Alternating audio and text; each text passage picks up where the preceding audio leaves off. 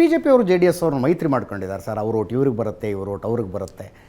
ಮೈತ್ರಿ ಅವ್ರು 28ಕ್ಕೆ 28 ಅಂತಿದ್ದಾರೆ. ನೋಡಿ, ನಾನು ಇಷ್ಟೇ ಹೇಳ್ಬೋದು, ಹಿಂದೆ ನಾನೇ ಅಧ್ಯಕ್ಷನಿದ್ದೆ, ನಾವು ಮೈತ್ರಿ ಮಾಡ್ಕೊಂಡಿದ್ದು. ನಾವು ಪ್ರತ್ಯೇಕವಾಗಿ ಹೋಗಿದ್ರೆ ಒಳ್ಳೇದಾಗ್ತಾ ಇತ್ತು ಅಂತ ನಮಗೆ ಅದರ ಒಂದು ಅನುಭವ. ಅದು ಮೈತ್ರಿ ಅಲ್ಲ, ಬ್ಲಂಡರ್ ಆಯ್ತು ಅವಾಗ. ಸೊ ಅದರಿಂದ ಅದೇನೇ ಕಾರಣ ಇರ್ಬೋದು, ಅವತ್ತು ನಾವು ಸಮ್ಮಿಶ್ರ ಸರ್ಕಾರ ಮಾಡ್ಕೊಂಡಿದ್ದು. ಅದರಿಂದ ಇದರಿಂದ ಎಷ್ಟರ ಮಟ್ಟಿಗೆ BJPಗೆ ಅನುಕೂಲ ಆಗುತ್ತೋ, ಎಷ್ಟರ ಮಟ್ಟಿಗೆ JDS ಅನುಕೂಲ ಆಗುತ್ತೋ ಅನಾನುಕೂಲ ಆಗುತ್ತೋ ಗೊತ್ತಿಲ್ಲ. ಆದರೆ ಕಾಂಗ್ರೆಸ್ಗೆ ಖಂಡಿತವಾಗಿಯೂ ನಮ್ಗೆ ಯಾವುದೇ ರೀತಿಯ ಭಯ ಇಲ್ಲ.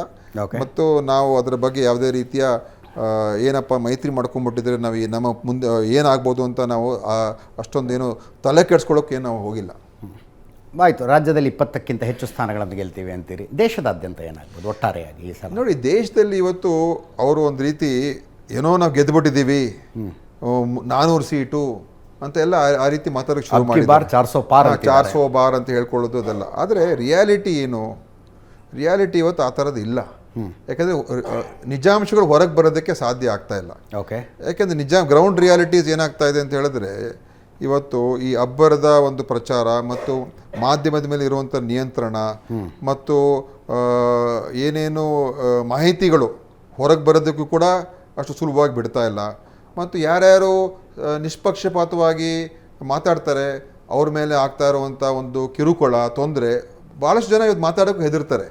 ನಾಳೆ ನಮಗೇನಾಗ್ಬಿಡ್ತದೋ ಅಂತ ಈ ಸರ್ಕಾರದ ವಿರುದ್ಧ ಇವರ ಮಾತಾಡಿದ್ರೆ ಅನೇಕ ಜನರಿಗೆ ಹೆದರಿಕೆ ಇವತ್ತು. ಸೊ ಆ ಭಯದ ವಾತಾವರಣದಲ್ಲಿ ಇವತ್ತಿನ ದಿವಸ ಜನ ಇದ್ದಾರೆ.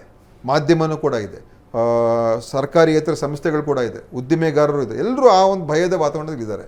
ಸೊ ರಿಯಾಲಿಟಿ ಬೇರೆ ಇದೆ. ಆ ಕಾರಣದಿಂದ ಇವರು ಹೇಳ್ಕೊಳ್ತಕ್ಕಂಥ ನಾವು 100ಕ್ಕೆ 100 ಎಲ್ಲ ನಮ್ಮ ಕಡೆ ಚೆನ್ನಾಗಿದೆ ನಾನು ಅದನ್ನು ಹೇಳೋಕ್ಕೆ ಹೋಗಲ್ಲ. ಆದರೆ ಇವರು ಹೇಳುವಂಥ ಪರಿಸ್ಥಿತಿನೂ ಕೂಡ ಇಲ್ಲ. ಇದು ಭಾಳ ತೀವ್ರವಾದಂಥ ಪೈಪೋಟಿ ಆಗ್ತದೆ ಇವತ್ತಿನ ಪರಿಸ್ಥಿತಿ. ಟೆಲ್ ಮೀ ಇನ್ ಕಾಂಗ್ರೆಸ್ ಎಷ್ಟು ಸ್ಥಾನಗಳು? ಈ ದೇಶದ ಬಗ್ಗೆ ನನಗೇನು ಪೂರ್ತಿಯಾಗಿ ಹೇಳೋಕ್ಕಾಗಲ್ಲ. ಯಾಕಂದರೆ ಇವತ್ತು ಮಹಾರಾಷ್ಟ್ರದಲ್ಲಿ ನಮ್ಮ ಭಾಳ ಒಳ್ಳೆ ವಾತಾವರಣ ಇದೆ, ತೆಲಂಗಾಣದಲ್ಲಿ ಒಳ್ಳೆ ವಾತಾವರಣ ಇದೆ, ಮತ್ತು ಬಿಹಾರಲ್ಲಿ ಭಾಳ ಒಳ್ಳೆ ವಾತಾವರಣ ಇದೆ, ಮತ್ತು ಜಾರ್ಖಂಡಲ್ಲಿ ನಮ್ಗೆ ಒಳ್ಳೆ ವಾತಾವರಣ ಇದೆ, ಮತ್ತು ಹರಿಯಾಣದಲ್ಲಿ ನಮ್ಗೆ ಒಳ್ಳೆ ವಾತಾವರಣ ಇದೆ.